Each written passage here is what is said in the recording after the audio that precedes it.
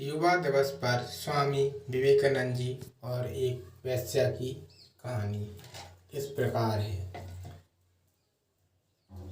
जब वह भारत में ही रहते और उतने प्रसिद्ध नहीं हुए थे जितने कि बाद में हुए, उन्होंने विदेश यात्रा भी नहीं की थी। उस समय वह जयपुर में ठहरे हुए थे। वहाँ के राजा स्वामी विवेकानंद के बहुत बड़े भक्त थे। वह उनकी दिल से इज्जत किया करते, इसलिए राजा ने स्वामी विवेकानंद जी को अपने महल में बुलाया। उस समय की ये रस्म थी कि जब भी किसी मेहमान को बुलाया जाता तो उनके स्वागत के नाच गाने का प्रबंध किया जाता। इसी रस्म के अनुसार स्वामी विवेकानंद जी के स्वागत के लिए भी राजा ने भारत की सबसे सुंदर वेश्या को न्योता भेजा। सब कुछ तय हो जाने के बाद राजा को ये एहसास हुआ कि स्वामी जी तो सन्यासी हैं। उनके स्वागत के लिए वेश्या को नहीं बुलाना चाहिए था। एक सन्यासी के लिए वेश्या की क्या जरूरत? कहाँ स्वामी जी इतने बड़े महापुरुष और कहाँ वो अदना सा वेश्या। स्वामी विवेकानंद जी उस समय तक सीखने की ही प्रक्रिया में थे। इसलिए जब वे राजा के महल में आए तो आते ही उन्होंने वेश्या को देखा। वेश्या के बारे में पता लगाते ही स्वामी विवेकानंद जी उस समय एक कमरे में गए और खुद को कमरे के अंदर बंद कर लिया। उन्हें डर था कि कहीं उस वेश्या को देखकर उनकी वासना शक्ति न जाग जाए। राजा बाहर से उन्हें बुलाते रहे, लेकिन स्वामी विवेकानंद जी ने बाहर आने से साफ मना कर दिया। राजा ने भी माफ़ी मांगी कि उन्होंने आज तक किसी सन्यासी का स्वागत नहीं किया, इसलिए उनसे ये भूल हुई। स्वामी विवेकानंद जी नहीं माने और अंदर ही बंद रहे।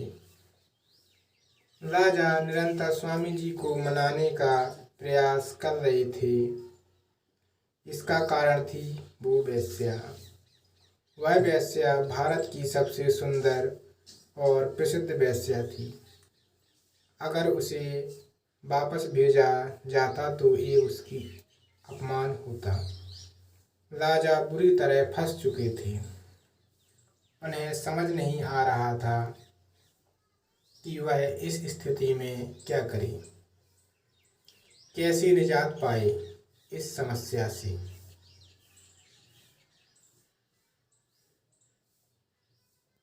वेश्या को जब इस बारे में पता चला तो उसने एक गाना गाना शुरू किया।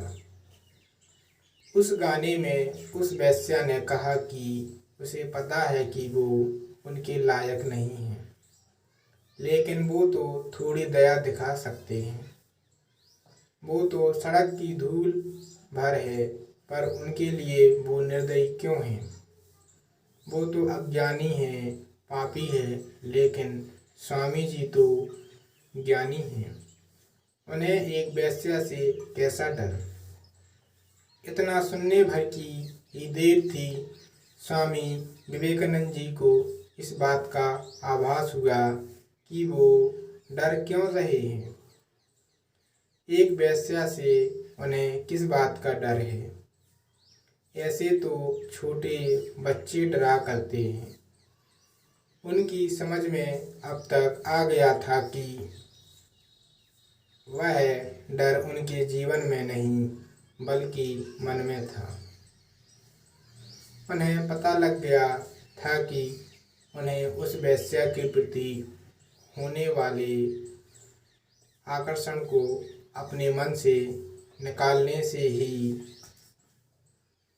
उन्हें मानसिक शांति प्राप्त हो जाएगी।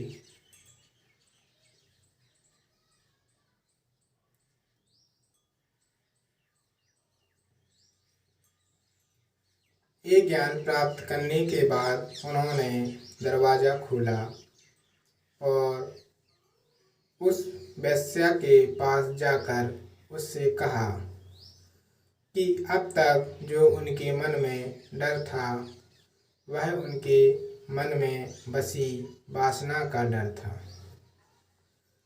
जिसे उन्होंने अपने मन से बाहर निकाल दिया। इस चीज की प्रेरणा उन्हें उस वेश्या से ही मिली। उन्होंने उस वेश्या को पवित्र आत्मा कहा, जिसने उन्हें एक नया ज्ञान दिया।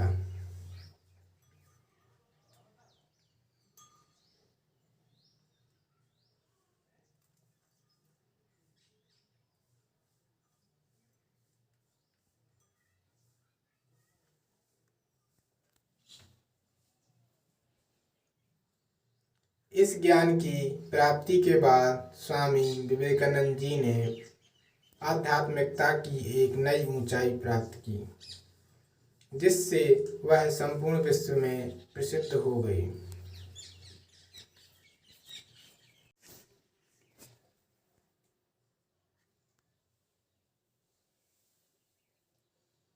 स्वामी विवेकानंद जी की इस कहानी से सीखने को यही मिलता है कि हमें इस बात का ज्ञान होना चाहिए कि हमें संसार में वही दिखता है जो हम देखना चाहते हैं।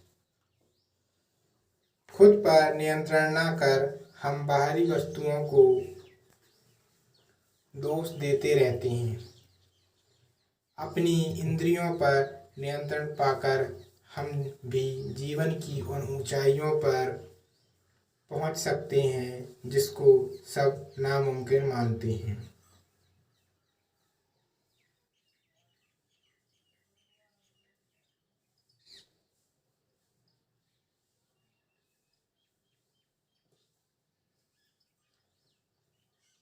दुनिया में असंभव कुछ भी नहीं।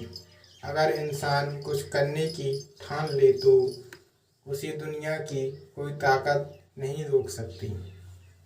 बस उसे अपने लक्ष्य की जानकारी स्पष्ट तौर पर होनी चाहिए। खुद को कभी भी कमज़ोर नहीं समझना चाहिए। अगर आप भी अपने आप को कमज़ोर कहेंगे तो आप खुद अपने अस्तित्व को खतरे में डालने का काम करेंगे। खुद पर विश्वास रखें और हर परिस्थिति का सामना करें।